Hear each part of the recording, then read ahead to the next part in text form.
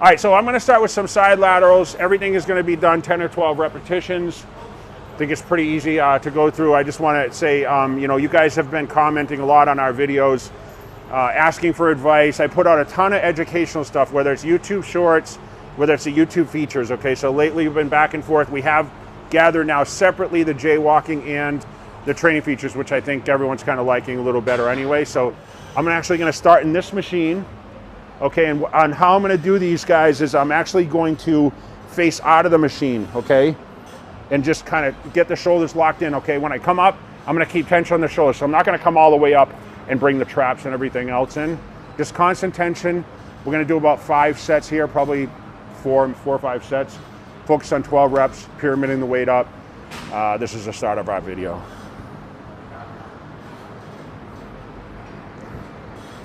Little lighter weight to start, but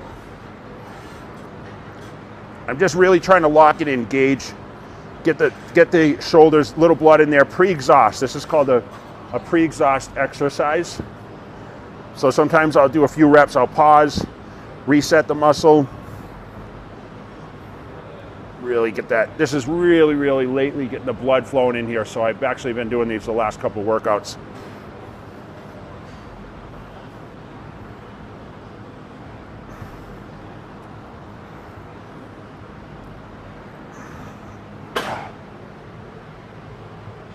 Notice that I'm trying to keep my chest out on this guy, so I'm not trying to lean over anything else. Just try to keep the chest out so it really just hits the shoulders.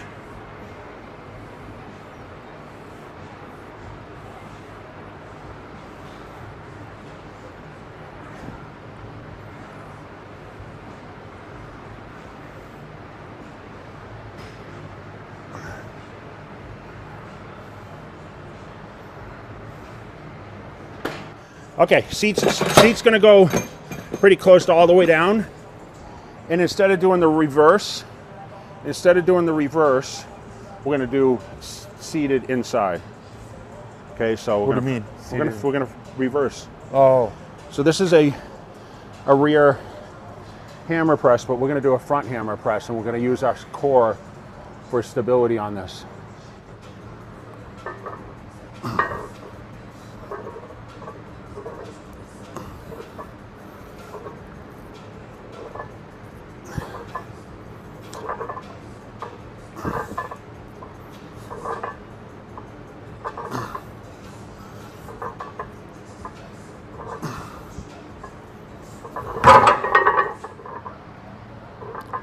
See where my hands are on the handles too, kind of in the middle, right? Yeah. Not too close to the end.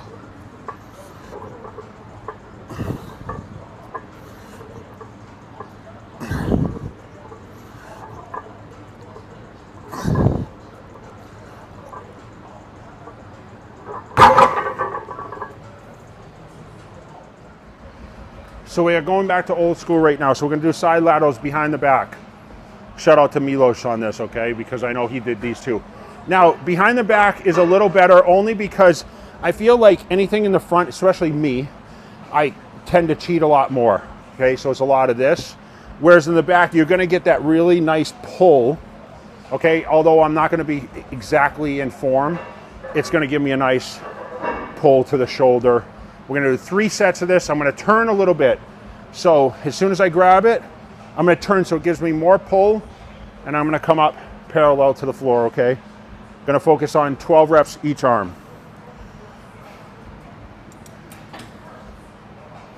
Okay, 50 pounds.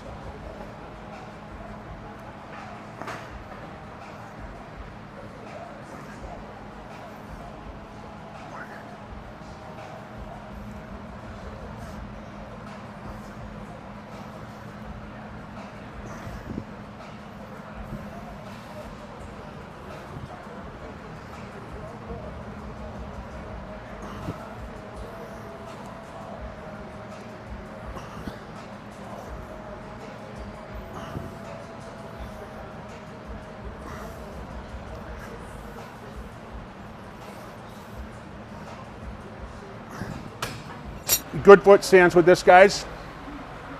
Parallel to the floor, okay? You can see the shoulders trigger here. So our goal is the front delt, even though we're gonna work the whole delt. So 40 pounds.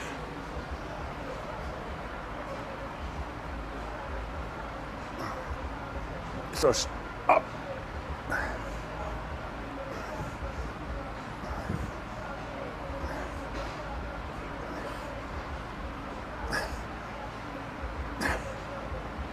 You'll see a little hold right there, right at the top. Yep. I'll try to get that little half-second pause at the top. Really engage that muscle. Ideally, that's what I'm thinking as I'm going through these sets, is engaging the muscle, picturing how it works, picturing how tweaks or what angles I can use to help stimulate any more fibers. You got to try to work as hard as you can to stimulate what you can at my age, right? Where before I didn't even think about it. When I was Mr. Olympia or Arnold Classic champ or Ironman champ, Night of Champions, man, I'd walk in the gym and everything I was using at the time, the crazy amount of foods, I'd be pumped in the first set. Shit, I'd be pumped driving to the gym, just turning my car. Just thinking about it.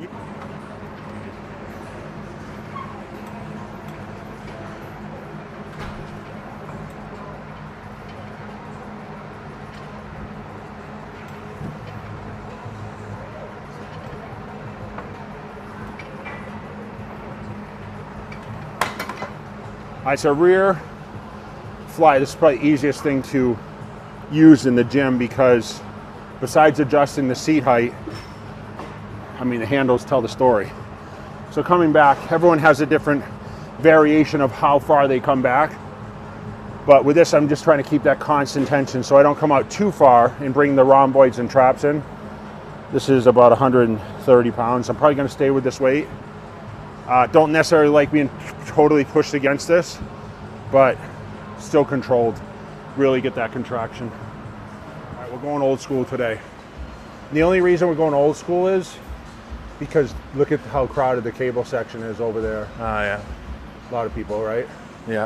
All right, so we're gonna do bent over rear laterals. Now I do these sometimes standing, I do it seated. So what we're gonna come up and do is just get kind of impossible to take the traps or the rhomboids out of this, but I'm gonna try to focus mainly on my rear delts and try to come out a little bit on the side. So I'll exaggerate, instead of coming and doing kind of like a rowing movement, I'm gonna come out a little bit so I can kind of get the side delt, a little bit of the tricep.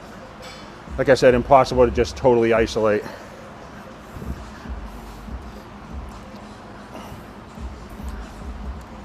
So a little tipping of the dumbbells.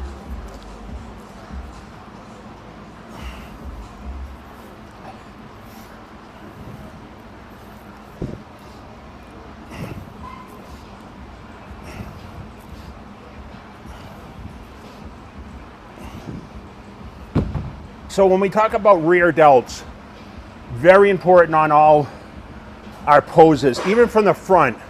When we stand, we're gonna have, that cap is gonna flow over from the side. You see the developed rear head like the front head.